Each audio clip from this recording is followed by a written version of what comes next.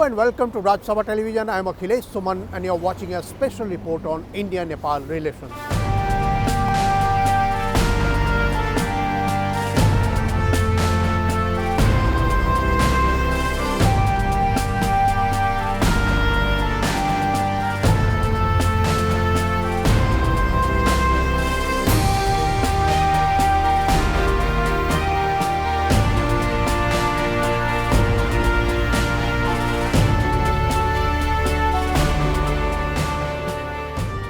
Seen together, India-Nepal relations are unique.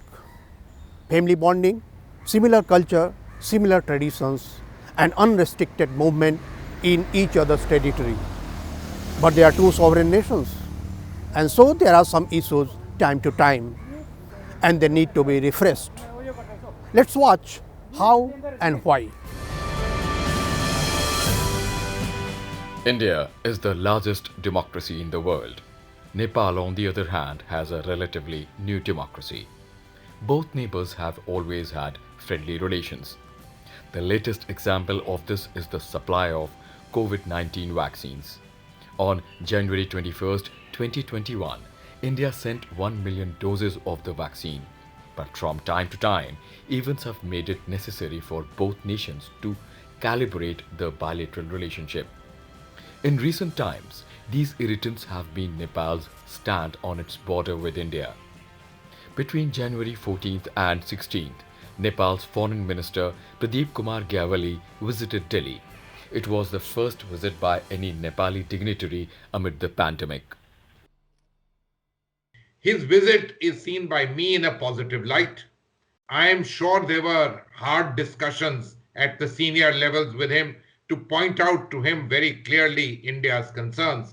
But at the same time, we must ensure that our relationships, both at institutional level and at the level of people, go forward. And so I see positivity in it, no matter what is happening in Nepal at this particular time. I think the meeting was very important and appropriate, especially since India is the first country that Nepal should approach to support them in the vaccine. So yes, I think it was very timely and important. External Affairs Minister Dr. S. Jaishankar and Nepal's Foreign Minister Pradeep Kumar Gyawali co-chaired the India-Nepal Joint Commission meeting on 15th of January 2021. The meeting was taking place against the backdrop of two important developments. One was the rising border tensions between the two nations. The other was the announcement of general elections after Prime Minister K.P. Sharma Oli dissolved Nepal's parliament following a split in the ruling Nepal's Communist Party. In New Delhi, Gyawali accepted that the border issue did come up at the Joint Commission meeting. The border issue between Nepal and India has really dented the understanding between Government of Nepal and Government of India. At the moment, it is seen as one of the major issues. Gyawali also sought India's indigenously produced COVID-19 vaccine for his country. His request came a day after Prime Minister Narendra Modi launched the vaccine rollout in India. The same day, Kathmandu approved India's vaccine for emergency use in Nepal. Nepal's request had actually found mention in joint statement between the two countries after commencement of Joint Commission meeting.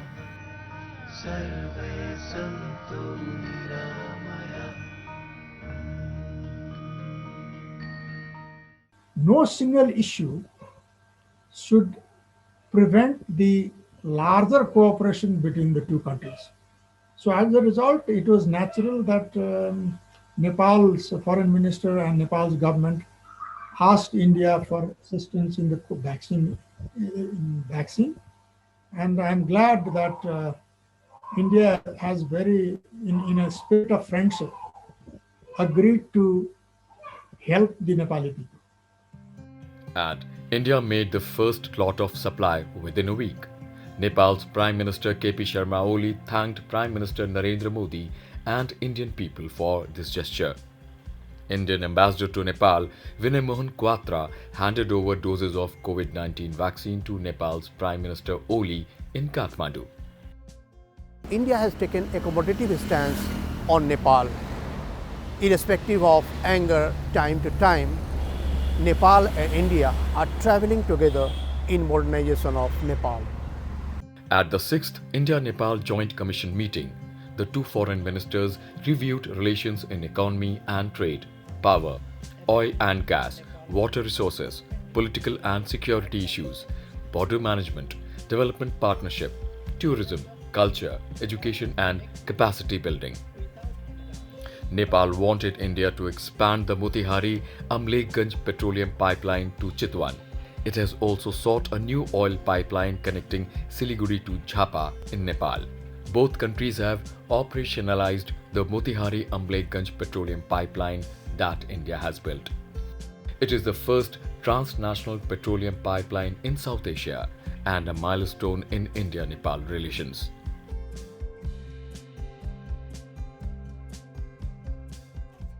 Pipeline, I think, has helped a lot in ensuring the regular supply. Now, if this can be extended further to Chitwan, or in fact an extra pipeline can be added, then I think that is all the more beneficial for Nepal, and in fact it will further help strengthen the relationship between the two countries. The two sides held thorough discussions on cross-border rail connectivity projects, including a possible Raxaul-Kathmandu broad gauge railway line. The first passenger railway line between India and Nepal from Jayanagar to Kurtha via Janakpur has already been completed. Indian government allocated budget to carry out a detailed project report on the proposed Raxaul-Kathmandu railway project. There used to be a railway between Jayanagar and Janakpur in the past, which have disappeared. I have beautiful memories of traveling on those railways. In that sense, the revival of cross-border connectivity between India and Nepal by the support of Indian government is a good initiative. These will not only enhance cross-border connectivity, which will bring economic gains, but will also deepen people-to-people ties. India has said it will undertake two more cultural heritage projects in Nepal, the Pashupatinath riverfront development and the Bhandarkhal garden restoration in Patan Darbar. India has restored historical and cultural sites of Napi Chandra Mahabihar, the Bahal Gate, Farmers Society House, pavilion at Indrayani Park, garden at Machindra Bahel and a crematorium at Shankhamul. I have a new theory in international relations called paradox of proximity. Because of your closeness, because of physical proximity, because of cultural proximity, the relationship becomes vital. But that also means that you need but that very proximity also sometimes makes the relationship more complex and more sensitive. So as a result, you need greater attention to deal with it. You need greater sensitivity to deal with it. The Joint Commission stressed the need to facilitate cross-border movement of people and goods. For this, India recently inaugurated the Integrated Checkpost or ICP at Birganj and Biratnagar. Both sides also welcomed the start of the construction of the third ICP at Nepalganj. A new ICP at Bhairwa will be initiated shortly. The ICPs has minimized the hassle of security check and custom clearance, which has eased the business between the two countries. It has created favorable environment for Nepal-India trade. Though Nepal and India have open border, there used to be a number of hassles between the two countries, which used to cause delay in the delivery of goods. Delay in delivery of agro-based goods such as vegetables, fruits, and other used to cause huge loss to farmers and businessmen from both the countries. As a buffer nation against China, India's defense relations with Nepal is significant. During his visit on January 16th, the Nepalese foreign minister met Defense Minister Rajnath Singh. India is one of the major countries that provides security to Nepal army, both in terms of training and logistics. Due to open border, the security interests and threats of both the countries overlap. Hence, I believe that this meeting might be to discuss the border issue and find ways to resolve the issue amicably. Be the leaders of Nepalese Congress or communists, all have found shelter, friends, family and ideological ties in India. KP Sharma Oli, Prachand, GP Koirala and Madhav Nepal have all deep ties with people in India. Many of our education in the old days used to take place in India, in Banaras, in Patna, in Calcutta. And so the previous generation, a generation till mine, or maybe one generation before me, all the elite from Nepal were educated mostly in India. Their political acculturation was also from India. And in the same way, many of our leaders were, when they were in during the Panchayat years, when political parties were banned, many of our leaders were in exile in India, they were educated in India. So that sort of helps understand each other. India also supported Nepal in its internal struggles. Differences with Maoists were resolved in India. Delhi hosted the meeting of Seven-Party Alliance (SPA) and the Maoists in November 2005 that ended in 12-point understanding. The Indian government welcomed the roadmap laid down by the historic Comprehensive Peace Agreement in November 2006. Political leaders, partly cornered by the king and his autocratic regime, also felt that they had to play an active role to bring the Maoists to the mainstream of politics if violence was to end. So that overwhelming thought, I think, in my view, played the main role from within Nepal. And then, of course, the Indian leaders played a very supporting, and in fact, in my view, a very positive supporting role in that process. In 2006, at the height of the political turmoil in Nepal, then Prime Minister Manmohan Singh sent Dr. Karan Singh as special envoy to Kathmandu to bring a reconciliation among the political stakeholders. Similarly, Prime Minister Narendra Modi sent Bharatiya Janata Party's Vijay Chauthaiwale to Kathmandu to mend political ties with Nepal on December 11, 2020. India has been a training ground for Nepalese political leaders. Indian leaders like CPI-M's Sitaram Yechuri, CPI's D. Raja, NCP's late DP Tripathi, Congress leader Jairam Ramesh, BJP leader Ram Madhav, and late Sushma Swaraj have all had warm relations with Nepalese leaders. These are relations beyond government. Even government of Nepal, even government of India had supported the democratic transition of Nepal. In fact, all the major political parties like Nepali Congress or former CP and UML were formed in India. Many Nepali leaders are inspired by the Indian leaders. The Communists of Nepal have greater inclination with Communists of India. BP Koirala was inspired by several Indian leaders of his times. So I think these have helped in building the bonds. Nepal had also been helpful whenever democratic processes were under threat in India. Indian leaders used to take shelter in Nepal. During emergency, Indian leaders took refuge in Nepal, which was under monarchy then. I want to draw your attention to something very interesting, something that I wrote about when I was in Nepal. Nepal was a democracy. It was not a democracy, it was a monarchy at that time. And a monarchy which had hitched its bandwagon very squarely to the British Raj, and they saw benefit coming to them from that. They were, in fact, therefore quite strong. To the best of my knowledge, there was one incident in which Nepal, or rather the people of Nepal, came to the assistance of Indian freedom fighters when Sri Jayaprakash Narayan and Ram Manohar Lohia ji had to escape from the Hazaribagh prison. They were sheltered in Nepal for a little while. It's a very, very beautiful, though very small chapter. High-level Indian officials have visited Nepal in November-December 2020. They included Indian Army Chief General Manoj Mukund Narwane, Foreign Secretary Harshvardhan Shringla, and Research and Analysis Wing RAW Chief Samant Kumar Goyal.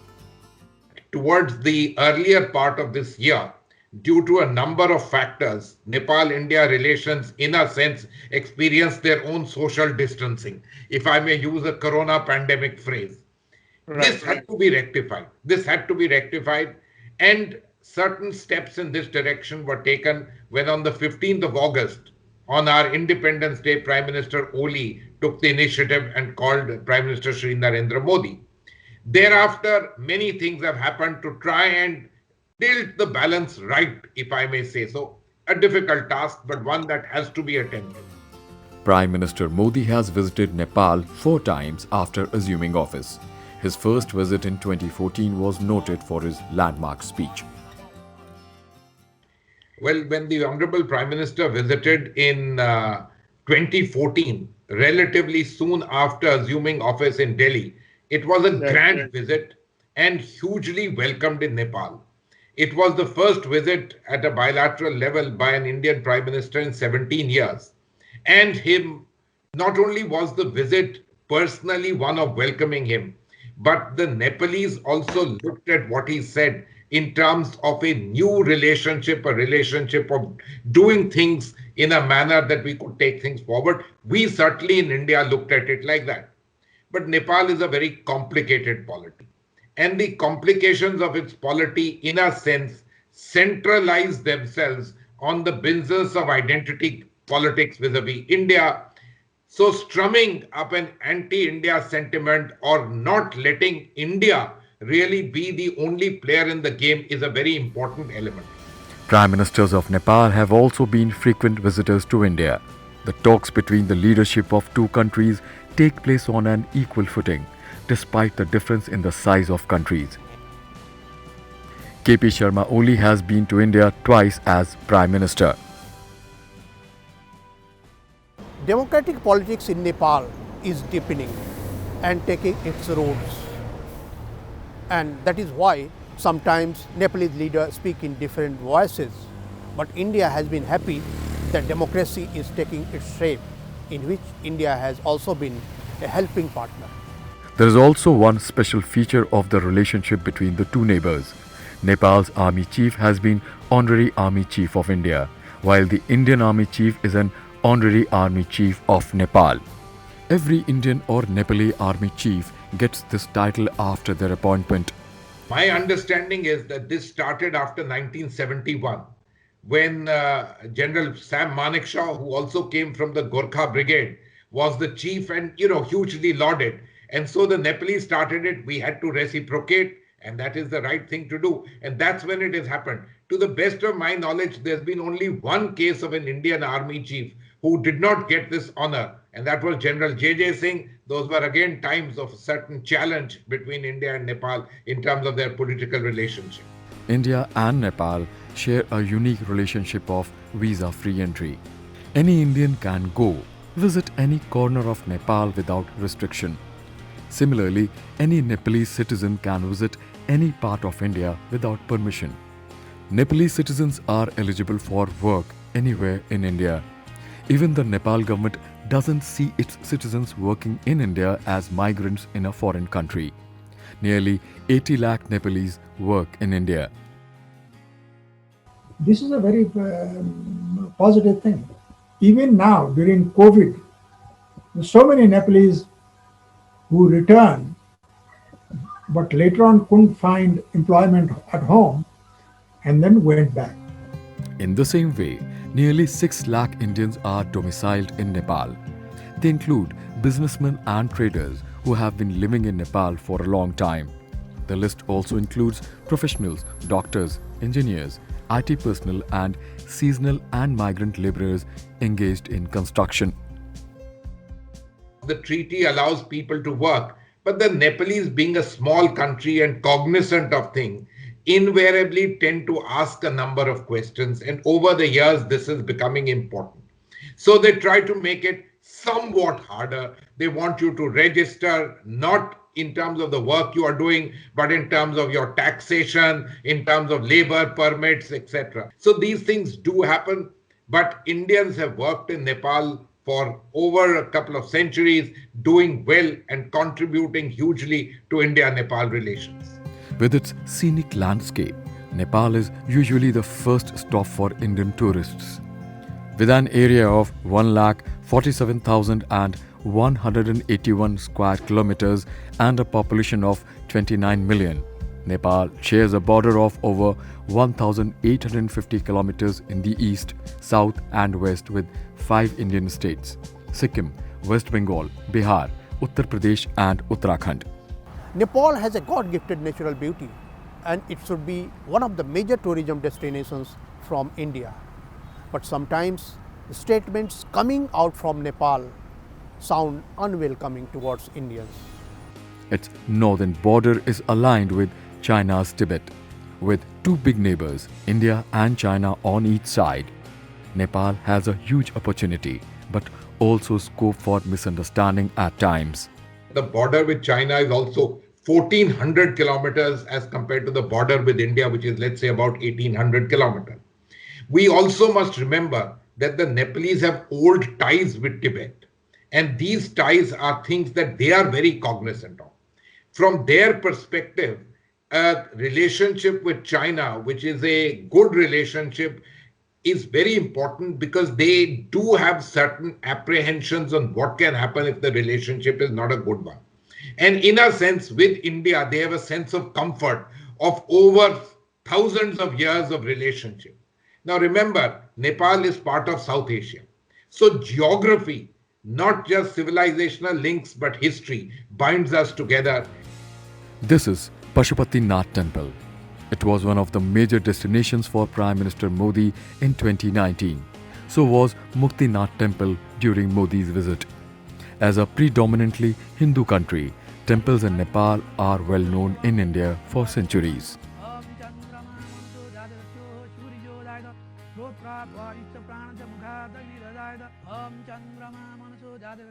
India and Nepal are the two largest Hindu countries in the world. Our numbers, of course, cannot be met by Nepal. And this is a tie that certainly binds us at the level of people.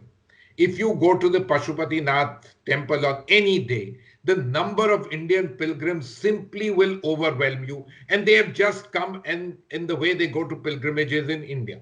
Similarly, all Nepalis think that they must go to Haridwar, they must go to Banaras, they must go to Rishikesh. This is part of their DNA.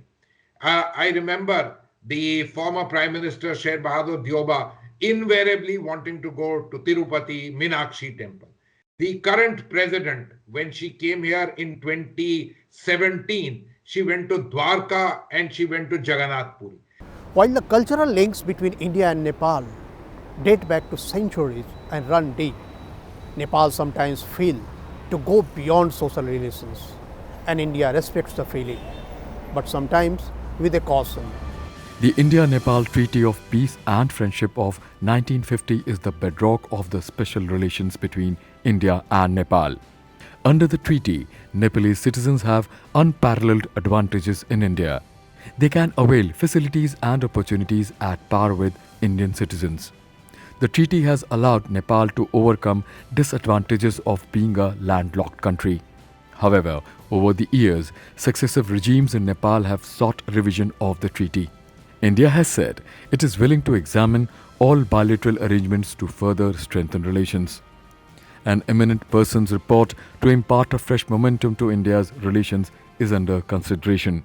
Historically, as two independent and sovereign nation states, naturally, Nepal will try to optimize its national interest. India will try to optimize its national interest.